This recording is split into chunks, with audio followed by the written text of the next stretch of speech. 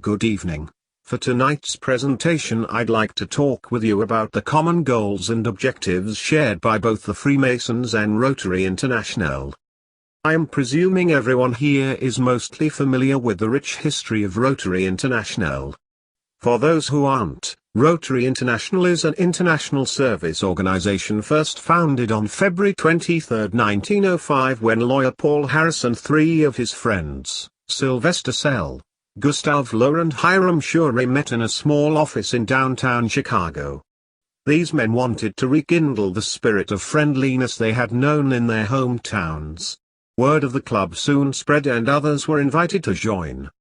They named their new club Rotary to describe the practice of meeting in rotation at the members' various places of business. So, how do the Freemasons differ from Rotary, Lions, etc.?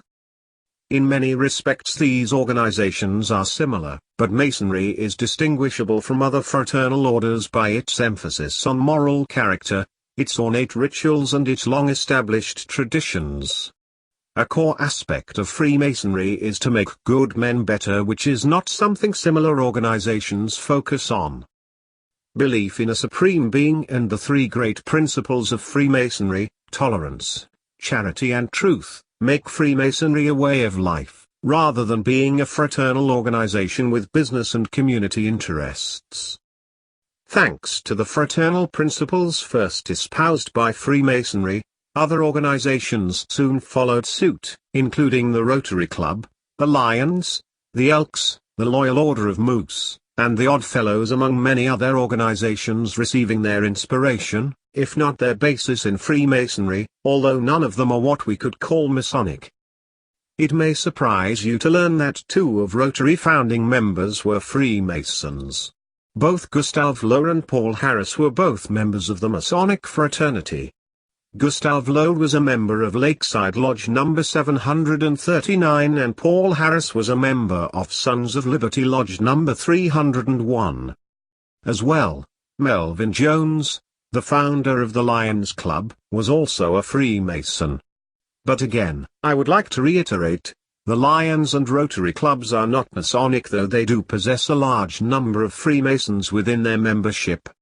Also, some lodges were largely if not entirely composed of Rotarians. Here shown is a badge with the rotary wheel encircling the Masonic pair of compasses with the letter G, the symbol for Freemasonry. There are many Masonic lodges that were formed by Rotarians. One such lodge is Rotarian Lodge No. 4195, a Masonic lodge for members of the Rotary movement whose badge is in the emblem. The Rotarian Lodge No. 4195, still active today, of London, was granted its warrant by the United Grand Lodge of England on November 3, 1920. The lodge had 29 petitioners, founder members, all of whom would have had to have been Freemasons before they petitioned Grand Lodge to form a new lodge. A letter accompanying their petition, from one of the founders, Charles Dewey, states that the petitioners were all members of the London Rotary Club, which at that time had over 300 members. This is not the only Rotary Lodge under the United Grand Lodge of England, and it was not the first. The first was the Nottingham Rotary Lodge No. 3941, formed in 1919 and mentioned in the Dewey letter. Another was the North Notts Rotary Lodge, and in more recent times there have been 5 other Rotary Lodges: the Rotary Lodge of Suffolk No. 9306, East Lancashire Rotary Lodge No. 9359, Rotary Lodge of Norfolk No. 9367, Rotarian Lodge of Hong Kong No. 9378 and Rotary Lodge of Hampshire No. 9389. These last 5 lodges have all been formed in the last 20 years. Older Rotarians have said that there used to be Rotary clubs that only accepted Masons as members. However, an edict came down sometime in the late 1930s from Rotary International that quietly instructed such clubs to admit non-Masonic members or they would lose their charters. We know that many of the early Rotarians were Masons and that, according to C.R. Hewitt in his book, towards my neighbor, that some Rotary clubs recruited exclusively from Freemasons until the practice was banned in the 1920s. So, what is Freemasonry, anyway? Part esoteric, part philanthropic, part fraternity, Freemasonry uses allegories and symbolism to teach liberal arts and sciences that form the basis of the ancient traditions. In essence, it takes good men and makes them better by taking them on a journey to discovering the self within. Freemasonry is the largest fraternal organization in the world.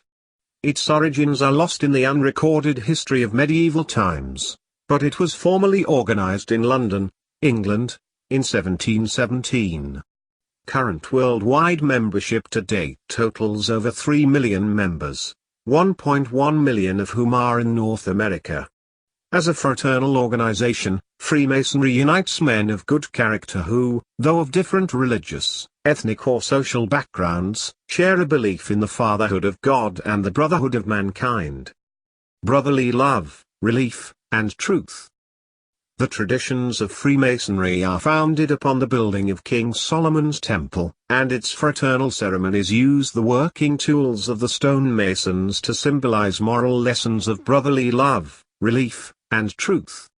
For example, Masons are reminded at lodge to meet upon the level of equality, act by the plumb of uprightness, and part upon the square of virtue. Freemasonry is not meant in any way to interfere with an individual's commitment to his faith, family or occupation. Freemasonry is not and never can be a replacement for these important institutions, rather, it is a positive environment that reminds every Mason of himself, his family, community and the Supreme Architect, an individual's own definition of a Supreme Being.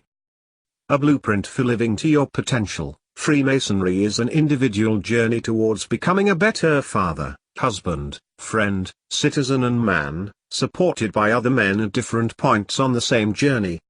For centuries, the lodge itself has been the launch pad for Masonic education and a common ground for brethren of different backgrounds to meet and exchange ideas, provide support and offer friendship. Masons live by the principles of brotherly love, relief, and truth. Brotherly love, caring for each other and our communities. Masons regard the human species as one family, and as members of that family, we should act with respect and understanding toward others and seek to aid and support those who are in need. As Masons, we understand that everyone has their own path and their own obstacles. We aid and whisper wise counsel where we can, and we offer support and protection when necessary. In other words, Masons take responsibility for their communities and care for the people in them. Communities are not limited by geography, and a Mason is a member of many communities through his career, faith and interests. Relief, humbly assist those in distress. As Masons, we should help others to negotiate the obstacles in their path, if not remove them altogether. Sometimes, relief takes the form of a well-needed kindness at just the right time. Most Masonic relief is of this nature and is rarely, if ever even talked about. For example, a mother who has to transport her child to a hospital 3 times a week for cancer treatments will find an envelope in her mailbox containing gas cards. A veteran finds that his meal has been paid for, or someone stops to assist a family with a flat tire on the side of the road. As Masons, we do not seek applause for our relief work, because we believe that offering relief is not a rare circumstance to be celebrated but the way that we are supposed to behave and conduct ourselves. Finally, truth, using knowledge and understanding to improve ourselves, our families, and our communities. The experience of becoming a member of a Masonic lodge is divided into 3 ceremonial stages that Masons call degrees. These 3 degrees are loosely based upon the journeyman system, which was used to educate medieval craftsmen. Symbolically, the degrees represent the 3 stages of human development: youth, manhood and age. The degrees of Freemasonry. The first degree, entered apprentice. This is a candidate's first experience with the ceremonies of the fraternity, and like all Masonic ceremonies, it is a solemn and meaningful event. Once a candidate completes the entered apprentice ceremony, he takes his first step as a Freemason and enjoys the title of brother. The second degree, fellow craft. The second ceremony exposes a brother to more of the symbolism and philosophy of the fraternity. For skilled craftsmen, this degree would have marked a person's progress from an apprentice to a journeyman. And finally, the third degree, Master Mason, the last of the lodge ceremonies. The Master Mason degree makes a candidate a full member of the fraternity, enjoying both the rights and responsibilities of membership. The Master Mason has the right to visit lodges throughout the world. He will meet men who he would otherwise never meet. During all three ceremonies, a candidate is treated with complete respect. At no time is he ever made to feel uncomfortable or harassed in any way. Masonic ceremonies are a wonderful tradition shared by men such as George Washington, Ben Franklin, Dave Thomas, founder of Wendy's restaurant, Theodore Roosevelt, and many other men of integrity. These ceremonies are always conferred in such a way as to bring pride to the candidate and the members of their lodge. Common myths and misconceptions. Although the exact date of the founding of Freemasonry is lost in the sands of time, allegorically Freemasonry began with the building of King Solomon's Temple. The earliest written evidence of Freemasonry is the Regius script written in about 1390. Modern Freemasonry has been around since 1717, with the first concocted untruths about the order appearing in print at almost the same time. The United States was consumed by anti-Masonic hysteria in the late 1820s, and Europe has made Mason bashing a popular sport for 2 centuries, often trying to tie it to anti-Semitic propaganda. The internet has only served to resurrect these tired old myths, as they get dragged out and repeated all over again. Here are some of the most common ones. Secret society or a society with secrets. One Masonic myth is that the Masons are a secretive, occult group with a hand in everything from world domination to Washington, D.C.'s city layout. What is the reality? We are the world's oldest fraternal society, and we've been pioneers in support of the idea of universal brotherhood and equality among all people, and especially being a strong proponent of universal education within public schools. Of course, Masonry does have ceremonies it wants to keep private, along with certain methods of identification, such as passwords, handshakes, and others, just as corporations have information they wish to keep private. The Lodge Goat. Freemasons do not ride a goat in their lodges. It's a joke, often perpetrated by Masons themselves on nervous initiates. Since at least the Middle Ages, the goat has been symbolic of the devil, and stories were circulated then of witches who called forth Satan, who came riding into town on a goat to take part in their blasphemous orgies.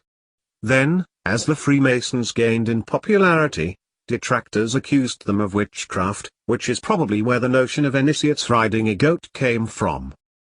It didn't help that some early ritual books from the fraternity referred to God as God of all things and abbreviated it as GOAT. That was quickly changed, and God is now referred to by Masons by the acronym GAOTU, for Great Architect of the Universe. Old catalogues from fraternal supply companies in the late 1800s actually offered mechanical goats for use in other fraternal organizations and fund degrees.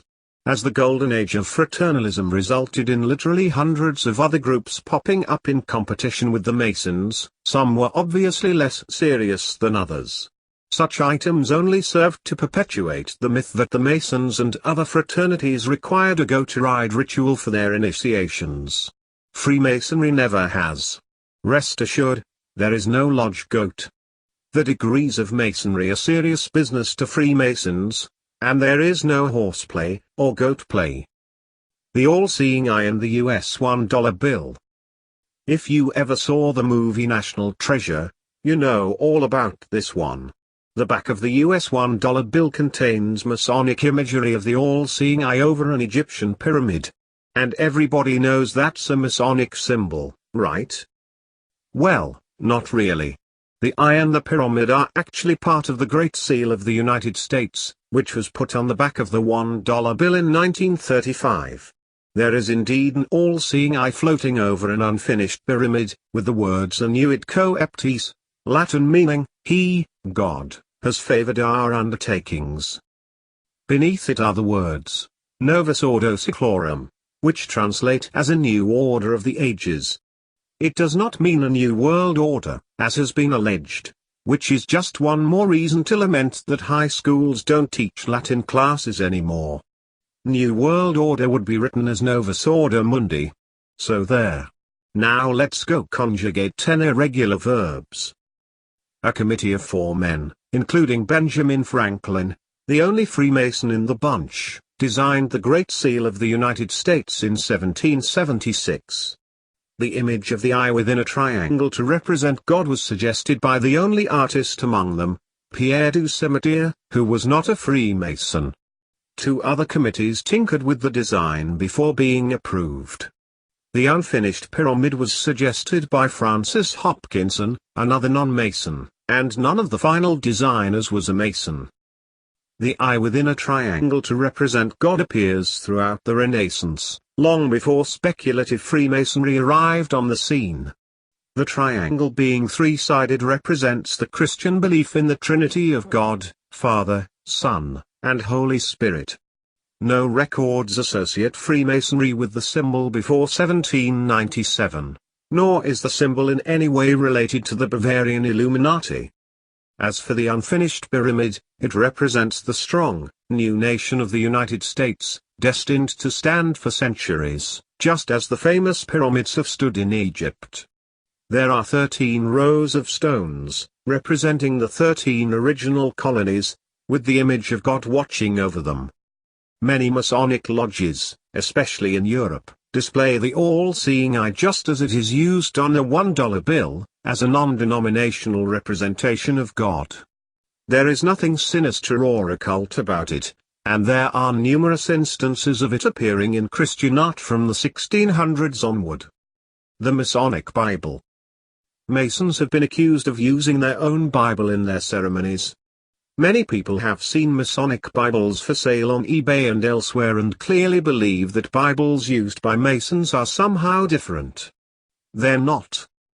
This myth is actually a 2-part one. Lodges in predominantly Christian communities commonly have the custom of presenting the new Master Mason with a commemorative heirloom Bible. In the United States, the most common one is the 1611 translation of the King James Version, published especially for Masonic lodges by Heirloom Bible Publishers of Wichita, Kansas.